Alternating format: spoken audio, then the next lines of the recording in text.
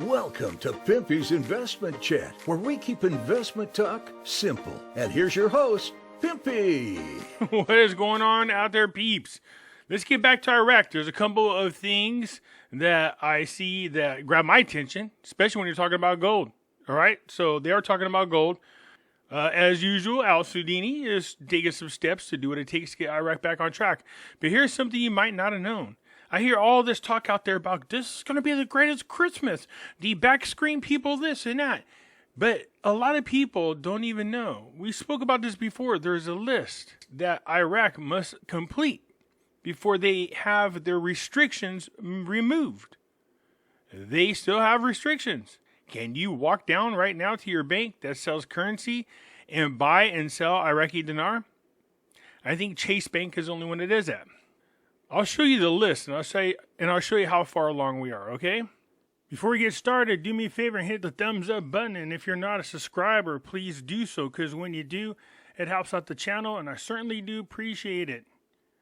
If you're thinking about buying gold and silver, head on over to our friends at Money Metals Exchange. The link will be down below in the description. If you are a first-time buyer and you spend more than $100, use promo code PIMPYSILVER. Yes, it has changed. PIMPYSILVER. So if you're watching this video and it's an older video, make sure you check on current videos because the code is going to be changing from time to time from now on. Also, I can be found on other platforms. Everybody knows I have my own website, Pimpy's News Network. Over here, I post videos that I can't get away with over on YouTube. Also, I have a group on Facebook called Pimpy's Investment Chat. Over here, we do talk about gold, silver, cryptocurrencies, as well as foreign currency investments. Come on over here and join us. It's free to do so. You can also come follow me on Twitter, MeWe, YouTube, and Odyssey. The links for all these platforms will be down below in the description. So for whatever reason, if I get removed off of one platform, you could find me on the others. So first things first, look at this. Stability of gold prices in the markets of Baghdad and the Kurdistan region. I love gold. Yes, that's right. I love gold. Don't we all? Anyways, if you just go through this article real quick, it's talking about the stability of the gold price that it's there. But if you come down here, here's what I like. You usually can't find 24 karat gold here in the United States. I'm not saying you can't. It's just really hard to find because it's so soft, it's so tender, and it's brittle. So you have to be careful. But over there in their belt, you can see right here, the selling price for 24 karat gold is 440,000 dinars. What is that, Pimpy? It comes out to about $300. And they're talking about, 24 carats. We're talking about a unit of weight, which is about 5 grams. Come over here to Money Metals. You can see right here, you can buy 5 1 gram 49 pure gold. Comes out to about $440. So if you're over there in Iraq and you have some dinar, and you can pick up some 24 karat gold, you can get it for a pretty decent deal. But if you're not in Iraq, you could definitely go to Money Metals Exchange. They have the most competitive prices. Again, if you're a first-time buyer and you spend more than $100, don't be shy. Use promo code PIMPYSILVER, and they will send you an additional ½ ounce of silver for free. Now, this is kind of big, and I'm just going to sum it up real quick. It says the Iraqi judiciary acquitted the most prominent Sunni leader who was dismissed by al-Maliki on fabricated charges. See, the Iraq judiciary announced that the Sunni leader and former finance minister Isawi had been released and that all charges against him had been dropped to him at the time of former Prime Minister Maliki. So this is one of Maliki's main political competitors that was locked up on false accusations, and he's just now getting out.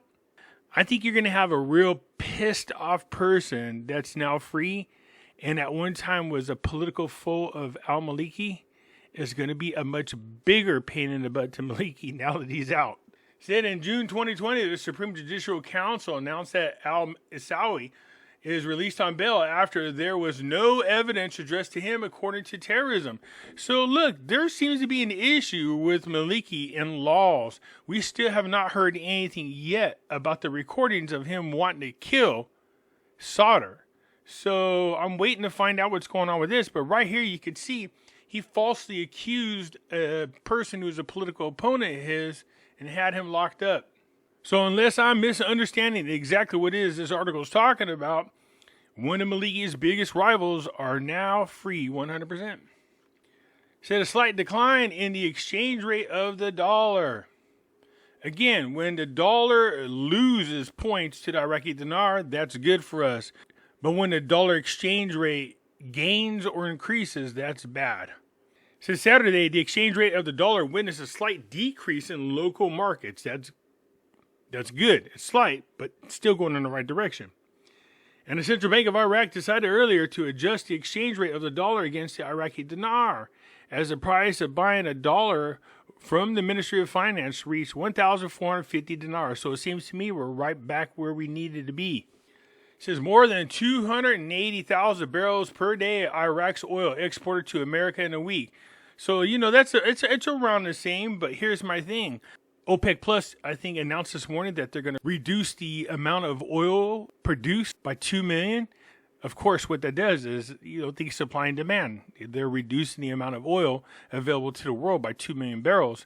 You're going to see an increase in oil prices. So that's what they want to do, is stable the prices between $95 a barrel to $120 a barrel. So this is good for Iraq, especially if they're going to insist on projecting $75 per barrel for oil for their budget. You got to bring it up higher than that. Soudini said our government is working on providing economic reforms that focus on improving the work environment. He's been doing this since he's been in office. I said it before, and I'll continue to say this. And that is, Soudini is not who I thought he was going to be. He's actually doing a lot of great things and carrying on, in my opinion, the work of Al-Qademi. So, all right, let's get to the good stuff. For those of you who are unaware, Iraq is under all kinds of restrictions. And even though they are out of Chapter 7 with the United Nations Security Council, there are 18 items that the Bush administration had listed that must be accomplished before restrictions are removed from Iraq.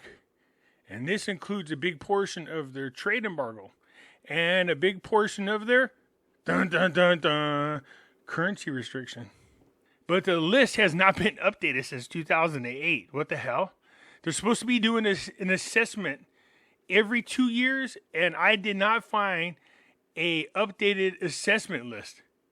That means I had to go and just do some really labor-intense work just for you guys.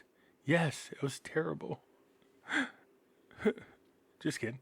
I went down the list and researched to find out which ones were done and which ones are left over. So, 18 items. Are you ready for it? Because here we go. Now, it says form the Constitutional Review Committee and then completing the Constitutional Review. That's done. Enacting and implementing legislation on de-Baathification, because the Baath Party was the people that were controlling Iraq back in the day. That's the communist political party that Saddam Hussein belonged to. So that's done. Enacting and implementing legislation to ensure equitable distribution of the hydrocarbon resources of the Iraq people, or of the people of Iraq, without regards to the sect or ethnicity of recipients, and enacting and implementing legislation to ensure that the energy resources of Iraq benefit Sunni Arabs, Shia Arabs, Kurds, and other Iraqi citizens equitably. So, we know that's not done. We know that the Supreme Court had shot down, calling it unconstitutional, the HC Outlaws. I know there are people out there telling you guys that was signed and it is done and it was just done recently. No, it wasn't, okay? So, that is one of the biggies that has to get signed. And not only signed, but implemented. I also felt like when a new government got in, you had Barzani and Halabasi going, yeah, so we're not going to help you over there coordinating a framework, establish a new government, because we could just be a thorn in your butt. Unless you want to come up with some kind of condition or agreement prior to us helping you on the hydrocarbon laws. Now, I would not be trusting Maliki and them once they got into power. It appears that they have done that because there's several articles in which the Kurdish people were saying, look, we had an agreement before we voted in favor of your government. My concern is that Maliki is the kind of person to go, yeah, too bad, so sad. Don't know what to tell you. It's already done. So we know that the HCL has not been assigned, but that's one of the things.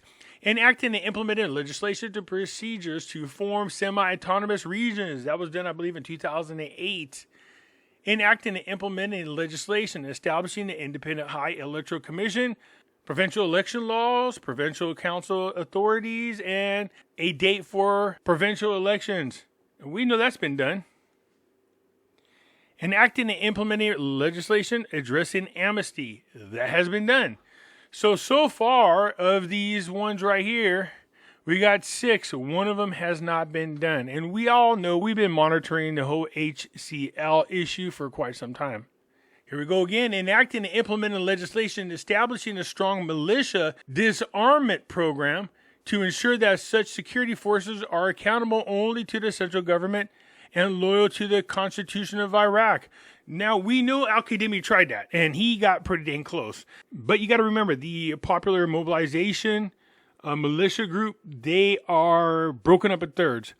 A third of them are loyal to one of the holy people over in Iran. 1/3 was dedicated to Sadr, and the other third was really loyal to one of the members over in Iraq. So it made it really hard for Al-Qadimi to disarm these people because they really don't trust anybody.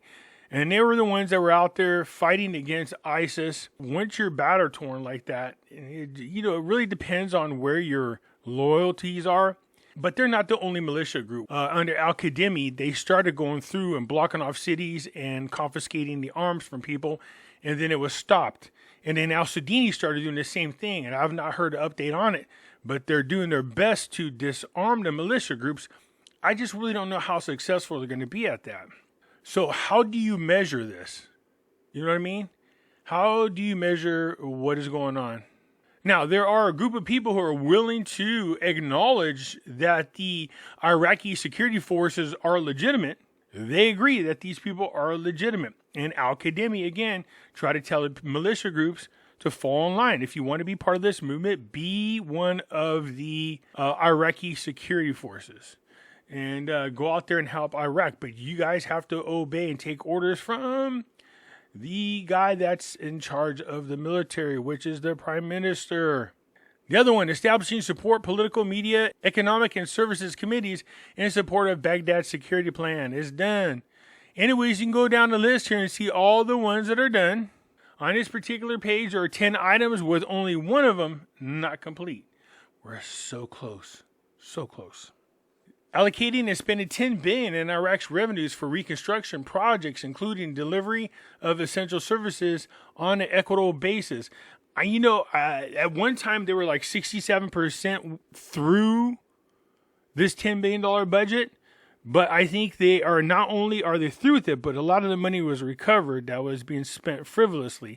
So I don't think so much it's just a matter of spending the money as much as it is important for them to make sure that it's going to the right projects with the right people, avoiding corruption. And because that's what's going on under al-Sudini and started with Al-Qadimi, then the truth of the matter is they're over the $10 billion. So this is considered done. But we'd like to see a lot more of this spending be effective instead of just a waste of money. And then the last one on this list, ensuring that Iraq's political authorities are not undermining or making false accusations against members of the Iraq security forces. And who is it that we've seen doing this? Yes, Maliki blowing up hot air. So that's the other one that's not done. So 3 out of the 18 are not complete, you guys. We need to disarm the militia. You need to make sure that political authorities are not undermining the Iraq security forces. And the other one is to make sure that the hydrocarbon law is signed. So as far as the hydrocarbon law is concerned, once that's signed, that's great. I don't know how much success you're going to have in disarming your militia people. And I don't know how much of that is going to carry weight in the decisions to remove the restrictions off of Iraq. And this other one is to make sure there's no more false accusations against the Iraq security forces. Those last two are biggies, but at the same time, how do you really measure it? You're always going to have people in politics complaining about one group of people or another when it comes to their security forces. For us here in the United States, oh, wow, we have a corrupt intelligence agencies. And when I say that, it's a blanket statement because I'm talking about all of them. So it's pretty much the same everywhere. I think once the hydrocarbon law is signed, all right, that's a biggie. We know that the Kurdistan regional government has been sending people from Rebel over to Baghdad to try to iron this thing out. Once that is done, I can't think of any other things out there keeping the restrictions on Iraq's currency outside of the fact that their banks continue to have issues with money laundering and that you guys just experienced the theft of the century. This doesn't look good. So the remedy for that is, what I'm going to say is unpopular, but the remedy for that is just to redenominate the Iraqi currency, make new ones. And while you're at it, go ahead and delete the zeros, and that kills two birds with one stone. And then you'll see the rates increase in increments. That's just my opinion. Let me know what you guys think. Anyways, that's it for now. Leave your comments down below, and I will get at you later. I'm out.